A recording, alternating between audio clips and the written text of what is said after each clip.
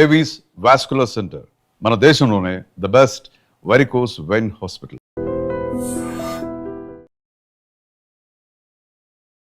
Hi hello namaste, welcome back to ఐటర్ media. మీ అందరికీ తెలిసిందే, ట్రంప్ ఇప్పుడు H1Bకి సంబంధించి లాటరీ సిస్టమ్ను కూడా ఆపేశాడు. మరి ఇలాంటి డెసిషన్ వల్ల ఇండియాలో ఉన్న స్టూడెంట్స్కి అయ్యుండొచ్చు, లేకపోతే H1B మీద అక్కడికి వెళ్దాం అనుకుంటున్న ఎంప్లాయీస్కి అయ్యుండొచ్చు, ఆల్రెడీ అక్కడ H1 లాటరీకి సంబంధించిన పర్సన్స్కి అయ్యుండొచ్చు.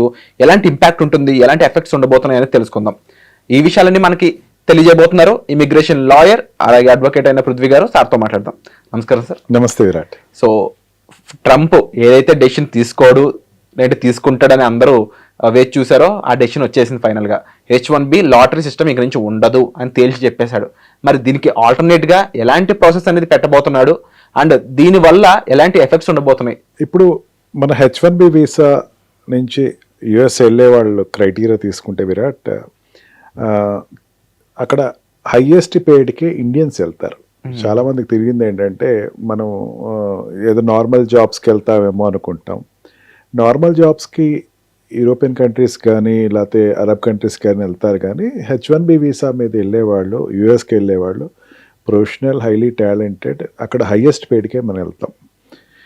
దీనికి ఒక కనెక్టివ్గా చెప్పాలంటే ఇప్పుడు తీసుకున్న decision is bringing advantage rather than disadvantage.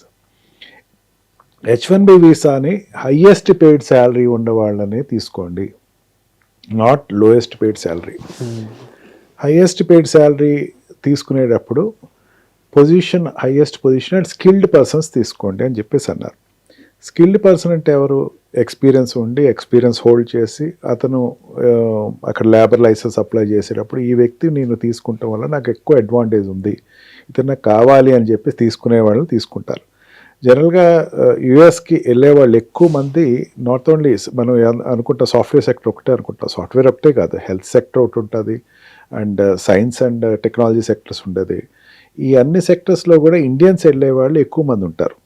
ఇప్పుడు ఓపెన్ అయ్యేటువంటి H1B వీసా అప్లికెంట్స్ కూడా వాళ్ళే ఎక్కువ మంది ఉంటారు.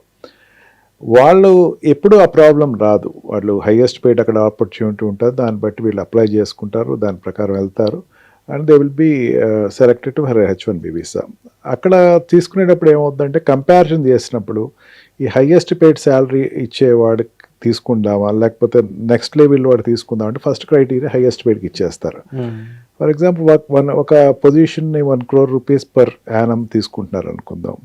ఆ 1 crore rupee కన్నా తక్కువ ఉండే పొజిషన్ ఏదైతే అవుతుందో వాళ్ళకి ఇవ్వరు. ఆ 1 paid శాలరీ వాడిని ఆ పొజిషన్ ఉన్న వాళ్ళే తీసుకుంటారు. అంటే ఒక కేటగిరీలో కన్వర్ట్ చేస్తారు ఆ పొజిషన్. అక్కడ ఉండేటువంటి మేనేజర్ సెక్టర్స్ కానీ, అక్కడ ఉండే హైయెస్ట్ టెక్నికల్ ఎక్స్పర్ట్స్ కానీ, లేకపోతే డాక్టర్స్ అయితే కనుక డాక్టర్లో హైయెస్ట్ అడుగుల సీనియర్ సర్జన్స్ కానీ, సీనియర్ MDs కానీ వీళ్ళు తీసుకునేటప్పుడు, సైంటిస్టులు తీసుకునేటప్పుడు కూడా PhD హోల్డర్స్లో కూడా నాట్ ఆర్డినరీ సైంటిస్ట్, బెస్ట్ సైంటిస్టులు తీసుకునేటప్పుడు ఇవన్నీ కూడా హైయెస్ట్ సెక్టర్స్లోనే వాళ్ళు తీసుకుంటూ జరుగుతుంది. అమెరికా ఒక రకంగా చెప్పేది ఏంటంటే, ట్రంప్ చెప్పేది ఏంటంటే, నాకు హైయెస్ట్ పేడ్ వస్తున్నారంటే టాలెంటెడ్ పర్సన్ అమెరికాకు వస్తున్నారు, ఆ టాలెంటెడ్ పర్సన్ ఏ కంట్రీ నుంచి వచ్చినా సరే నేను ఇన్వైట్ చేస్తాను, అంతేగాని నా కంట్రీకి నాన్ టాలెంటెడ్ పర్సన్స్ వచ్చేసింది వాళ్ళు నేను భారం కింద పెట్టుకోను అని చెప్పేసి తను చెప్పడం జరుగుతుంది. H1B వీసాలో అప్లై చేసేటప్పుడు ఏమవుతుందంటే, మనకి ఒక రకమైనటువంటి ఈ క్రేజ్ పెరిగిన తర్వాత ఈ మధ్యన ఏం చేశారంటే, కొన్ని నాట్ క్వాక్ అని కూడా ఒక ఫ్రాడ్ ఏజెన్సీస్ ద్వారా వెళ్ళటం మొదలుపెట్టారు. నాకు వచ్చే కేసెస్ కూడా అయ్యే ఉంటాయి. సార్ నాకు H1B పికప్ అయింది, అక్కడ జాబ్ లేదు. H1B ఏదో ఒక షెల్ కంపెనీ చూపించేస్తాడు, ఆ షెల్ కంపెనీలో వీడికి జాబ్ చూపిస్తారు, ఆ కంపెనీ అనేది ఎగ్జిస్టెన్స్లో ఉండదు. అట్లా వెళ్ళిపోతారు. అట్లా వెళ్ళిపోయి అక్కడ వెంటనే ఒక ట్యాక్స్ కట్టి వేరే కంపెనీలోకి షిఫ్ట్ అవటం జరుగుతుంది. వీళ్ళందరికీ ఇంకా ఫుల్ స్టాప్ పడుతుంది అన్నట్టు లెక్క. ఈ క్వాక్ ఏజెన్సీస్ లేకపోతే ఈ ఫ్రాడ్ ఏజెన్సీస్ అనేది ఇంకా రోల్ తగ్గుతుంది అనమాట.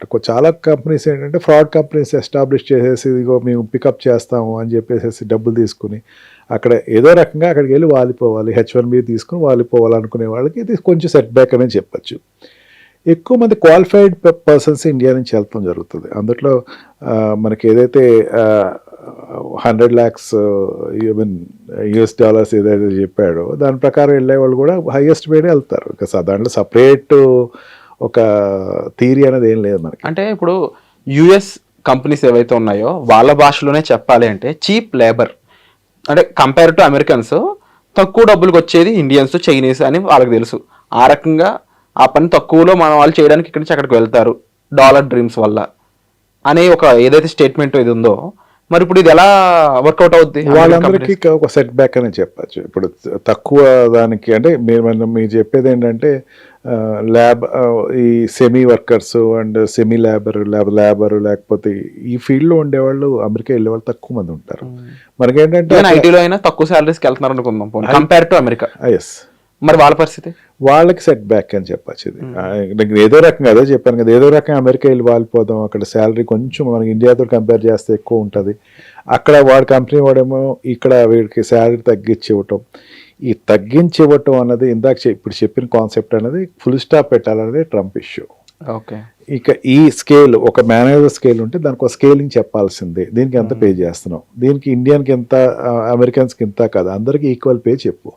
దాంట్లో టాలెంటెడ్ వాడిని తీసుకుందాం, టాలెంటెడ్ అమెరికాలో ఉంటే అమెరికన్ తీసుకుందాం, ఇండియాలో ఉంటే ఇండియాని తీసుకుందాం. మనకి ఎప్పుడైతే $1 lakh US చెప్పాడో ఆ ఎంట్రీలో ఎక్కడైతే స్టాపేజ్ పడిందో నెక్స్ట్ లెవెల్ ఏమవుతుందంటే H1B వీసా అబ్రాడ్లో అప్లై చేసేవాళ్ళు ఉంటారు ఎక్కువ. మనకి F1 వీసాలోను L1 వీసాలో వెళ్ళిన వాళ్ళు H1B వీసా అప్లై చేసేవాళ్ళు ఉంటారు. వాళ్ళకి హైయెస్ట్ పెయిడ్ శాలరీస్కి వాళ్ళు ఆప్ట్ చేసుకుంటారు, లోయెస్ట్ పెయిడ్కి వాళ్ళు వెళ్ళరు. మనం ఏమనుకుంటామంటే ఇక్కడ నుంచి వెళ్ళేవాళ్ళు పోర్ట్రేట్ చేస్తూ ఇక్కడికి వెళ్ళేవాళ్ళు ఆల్రెడీ ఒక స్టాపేజ్ ఇచ్చేసాడు ట్రంప్, నువ్వు ఇంత డబ్బు కడితే కానీ నువ్వు H1B వీసా అప్లై చేయొద్దు అన్నాడు. అంటే వీళ్ళకి ఆల్రెడీ స్టాపేజ్ పడింది, వీళ్ళకి ఇంకా ఈవెన్ ఫెడరల్ కోర్ట్ కూడా అది కరెక్టే అని చెప్పింది. వాడి పాలసీ వాళ్ళు తీసుకున్నారు, హోమ్ సెక్యూరిటీ వాళ్ళు తీసుకున్నారని చెప్పారు. ఇంకా మిగిలింది ఎవరు ఉన్నారంటే అక్కడ ఆల్రెడీ ఉన్నటువంటి L1 వీసా లేకపోతే F1 వీసాలోను స్టెమ్ కోర్సెస్ చేసేవాళ్ళు, స్టెమ్లో ఉండేవాళ్ళకి ఇప్పుడు ఈ పే శాలరీ ఏదైతే ఉందో దాన్ని డిస్క్రిమినేషన్ చేయటం కూడా ఆపటం జరుగుతుంది. ఇప్పుడు ఒక స్టూడెంట్ క్యాంపస్లో సెలెక్ట్ అవుతాడు విరాట్, లేకపోతే ఒక స్టూడెంట్ ఒక పొజిషన్లో సెలెక్ట్ అవుతున్నాడు. మీరు చెప్పిన ప్రకారం ఏంటంటే ఇండియనే కదా తక్కువ శాలరీకి తీసుకుందాం అని చెప్పేసి అనుకోండి, అట్లా చెప్పడానికి అవ్వదు. ఇంకా హైయెస్ట్ పే అయితేనే వాడిని ప్లేస్ చేసుకుంటాడు, లేకపోతే అక్కడ ప్లేస్ చేసుకుంటా ఉండదు.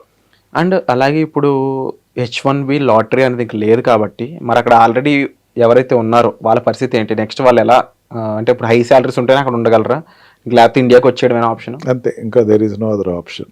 అండ్ హైయెస్ట్ పేడ్కి వాళ్ళు అప్లై చేసుకుంటారు, దాన్ని బట్టి వాళ్ళు సెలెక్ట్ వాళ్ళ స్కిల్ బట్టి టాలెంట్ బట్టి వస్తుంది. అంతే, స్కిల్డ్ పర్సన్సే విల్ గెట్ ద జాబ్. అంటే ఇంటలెక్చువల్ పీస్ విల్, మేము ఇదివరకు కూడా అనుకున్నాం ఇంకా ఆప్షన్స్ ఉన్నాయి. ఈ H1B ఒకటే కాదు, మనకి ఇంటలెక్చువల్స్ దాంట్లో PhD చేసుకుని PhD ద్వారా పికప్ అయ్యే వాళ్ళు ఉన్నారు. ఈవెన్ నా క్లయింట్స్కి అయితే నేను చెప్తున్నా, PhD చేసుకోండి, పేపర్ సబ్మిట్ చేయండి, మీరు H1Bని వదిలేసేయండి, మిగతా వీసాస్ మీద కూడా కాన్సన్ట్రేట్ చేసి O1 వీసా అప్లై చేయండి, దాన్ని బట్టి కూడా మీరు వెళ్తారు. వీ హ్యావ్ ఆల్రెడీ మనం ప్రీవియస్ ఎపిసోడ్లో కూడా we have picked up case. ఇక్కడ మెడ్రాస్ నుంచి ఒక అతను O1 వీసాలో వెళ్ళాడు. Let them get talented. నీకు జాబే కావాలని కృతనిశ్చయంతో ఉన్నవాడు ఖచ్చితంగా ఆ రూట్స్ ఎదుగుతాడు. అంతేగాని ఏదో ఫాల్తుగా నేను అక్కడికి F1 వీసాలో వెళ్ళిపోయాను, నాకు జాబ్ రావాలనుకున్నాడు మాత్రం సెట్ బ్యాక్ అని చెప్పచ్చు. అండ్ మీరు చెప్పినట్టు డెఫినెట్లీ ఆల్టర్నేటివ్ ఉంది, బట్ అది కూడా ఓన్లీ స్కిల్డ్ అండ్ నిజంగా డెడికేటెడ్గా అక్కడ ఉండే వాళ్ళకి మాత్రమే తప్ప టైంపాస్ కానో లేని డబ్బుల కోసం ప్యూర్గా వెళ్ళే వాళ్ళకైతే కాదు. But end of the day చాలా విషయాలు ఇంకా కన్క్లూడ్ అవ్వాల్సి ఉంది. మరి ఆల్రెడీ అక్కడ H1 లాటరీ పెట్టుకున్న వాళ్ళు ఇప్పుడు వాళ్ళ పరిస్థితి, వాళ్ళు ఎంతమంది ఇండియాకే వస్తారా, లేకపోతే వేరే కంట్రీస్ని ఆల్టర్నేటివ్గా చూసుకుంటారా, వాళ్ళ కంపెనీస్ హై శాలరీస్ ఇవ్వడానికి రెడీగా ఉన్నాయా, హై శాలరీస్ ఎంతమందికి ఇస్తాయి, ఇలా చాలా విషయాలు సంక్షోభానికి జరగబోతున్నాయి. మరి అమెరికాలో ఉన్న వాళ్ళ పరిస్థితి ఏ విధంగా ఉన్నా ఇక్కడ ఎవరైతే ఇప్పుడు H1 ప్లాన్ చేసుకుంటున్నారో, స్టూడెంట్స్ అక్కడ చదవాలనుకుంటున్నారో, ఆల్టర్నేటివ్గా వేరే కంట్రీని చూస్ చేసుకోవాల్సిన సిచ్యువేషన్ వచ్చిందనడంలో కూడా కొంత నిజం ఉంది. మరి దీనిపై మీరేమనుకుంటున్నారు? పేరెంట్స్ చూస్తున్నారు, వాళ్ళు ఏమంటారు? కామెంట్ చేయండి తప్పకుండా. మీకు డౌట్స్ ఉంటే డౌట్స్ కూడా కామెంట్ చేయండి, లేకపోతే డిస్ప్లే అవుతున్న నెంబర్స్ కాల్ చేసి సార్ని అడిగిన డౌట్స్ క్లారిఫై చేస్తారు. దీనిపై మీకు మరిన్ని ఎపిసోడ్స్ మీ ముందుకు తీసుకొచ్చే ప్రయత్నం అయితే మేము చేస్తాం. Thank you so much for the information. Thank you. And for more videos, please subscribe to iDream. Please subscribe to iDream. Please subscribe iDream. And please subscribe to iDream. For more videos, subscribe to iDream. please like, share and subscribe to the channel. Congratulations, iDream. Subscribe to iDream. Subscribe to iDream. So subscribe to iDream Media. iDream team అందరికి huge congratulations. Please subscribe iDream Media. Please subscribe to iDream.